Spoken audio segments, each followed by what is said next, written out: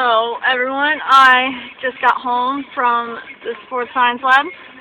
Good workout today, and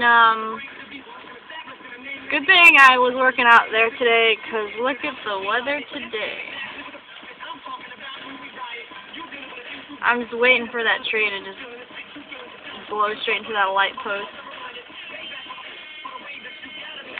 There's like tornado warnings out. There's our palm tree. This is intense right now. Bunch of flooding going on.